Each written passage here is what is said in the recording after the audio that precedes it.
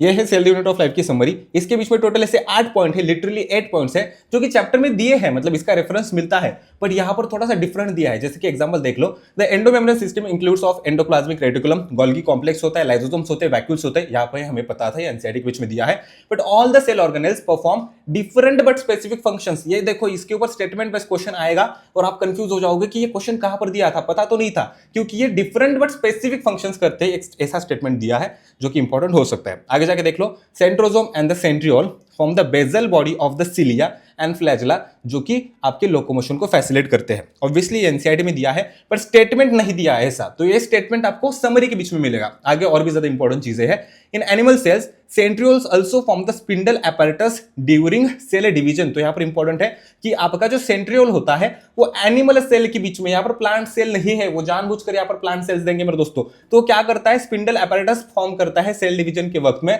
तो ये इंपॉर्टेंट है। आगे देख लो, nucleus contains nucleoli as well as and chromatin network.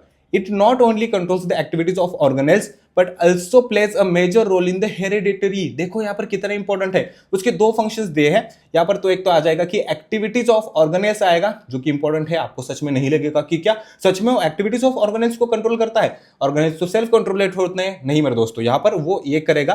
Plus heredity के बीच में वो एक इंपॉर्टेंट फंक्शन रोल प्ले करता है। यहाँ पर वेरी वेरी इंपॉर्टेंट लिखा है, देखो एंडोप्लाज्मिक रेटिकुलम के बारे में कहा है कि उसके बीच में ट्यूब्यूल्स और सिस्टरने होते हैं। तो याद रखना कि सिस्टरने और ट्यूब्यूल्स दिया है, तो यहां पर अगर आपको सिस्टरने के एवजी अगर आपको ये ट्यूब्यूल्स देंगे ना तो कंफ्यूजन हो सकता है। आगे जाके और भी कुछ चीजें दी है। Endoplasmic reticulum helps in the transport of substances. Actually ये हमें पता था, बट ये हमें गोल्गी बॉडीज के बारे में पता था, गोल्गी apparatus के बारे में पता था। एंडोप्लाज्मिक रेटिकुलम के बारे में आपको पता था क्या कि वो ट्रांसपोर्ट ऑफ सब्सटेंसेस करता है। देखो इंपॉर्टेंट है, मार्क कर लो। इससे ज्यादा इंपॉर्टेंट कहां पर मिलेगा, कौन सी वीडियो में मिलेगा। सिंथेसिस ऑफ प्रोटीन्स पता था, लाइपोप्रोटीन्स पता था, बट यहाँ पर ग्लाइकोजन दिया है। मुझे पता है कि मोस्ट ऑफ द लोगों को ये पता होगा, बट ये एनसीईआरटी के बीच में मेंशन्ड है, अच्छी तरीके से मेंशन्ड है। ये देख लो, आगे जाके और एक स्टेटमेंट है, the Golgi body is a membranes organelle. इसे अच्छे से याद रखना मेरे दोस्तों कि गोल्गी बॉडी जो है वो मेम्ब्रेनस ऑर्गेनेल है, ऐसा एक स्टेटमेंट आपके यहाँ पर आया है। मैं जानता हूं कि इसको आपको पता होगा कि ये मेम्ब्रेनस होता है, बट ये स्टेटमेंट दिया है, तो स्टेटमेंट इस क्वेश्चन के अंदर पूछा जा सकता है। आगे जाके अगर आप देखोगे, lysosomes are single membranous structures, हमें पता था। Containing enzymes for digestion of all types of macromolecules दिया है। अगर इस स्टेटमेंट बेस्ड क्वेश्चन के बीच में आता है ना तो भले भले स्टूडेंट्स, मतलब जो कि टॉपर्स भी होने वाले ना, वो भी मिस्टेक्स कर सकते हैं। क्यों? क्योंकि उन्हें लगेगा कि यार ऑल टाइप ऑफ मैक्रोमोलिक्यूल्स क्यों होंगे, बट यहाँ पर ऑल टाइप ऑफ मैक्रोमोलिक्यूल्स दिया है, याद रखना। फिर बाद में राइबोसोम जो होते हैं are involved in the protein synthesis, these occur freely in the cytoplasm as well as the associated with the endoplasmic reticulum.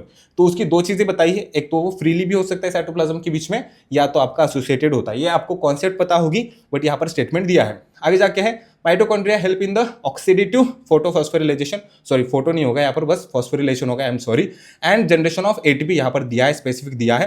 फिर बाद में यहाँ पर उसी के साथ और दिया है कि ये डबल मेम्ब्रेन बाउंड होता है, और उसकी जो आउटर मेम्ब्रेन होती है वो स्मूथ होती है, एंड जो इनर होता है वो फोल्ड्स होता है सेवरल क्रिस्टे के बीच में। तो याद रखना, outer membrane is smooth and inner one के बीच में आपके फोल्ड्स होते हैं, ये इंपॉर्टेंट है, आपने कभी पढ़ा था इस चीज को। आगे जाके देखेंगे, प्लास्टिड्स जो होते हैं ये सिर्फ found in plant cells only दिया है। तो आपके एनसीईआरटी के बीच में क्लैमिडोमोनास वगैरह जो भी एग्जांपल्स दिए हैं उसी के साथ कंफ्यूज मत करना, क्योंकि found in plant cells only दिया है, ठीक है। ये बात याद रखना, एक्चुअली वो चीज रिलेटेड ही है, बट ये स्टेटमेंट इंपॉर्टेंट है कि found in plant cells only यहाँ पर इंपॉर्टेंट होता है। अगर आगे जाके आप देखोगे, the grana in the plastid is the site of light reactions and the stroma of dark reaction. तो आपने ये फोटोसिंथेसिस, रेस्पिरेशन, इन सभी के बीच में कवर कर लोगे, बेटा यहाँ पर स्पेसिफिकली दिया है। और जाके इंपॉर्टेंट है, the green coloured plastids are chloroplast which contain chlorophyll whereas the other colored plastids are chromoplast। ये बहुत इंपॉर्टेंट है कि other colored plastids को आप क्रोमोप्लास्ट कह सकते हो, ये स्टेटमेंट यहां पर दिया है।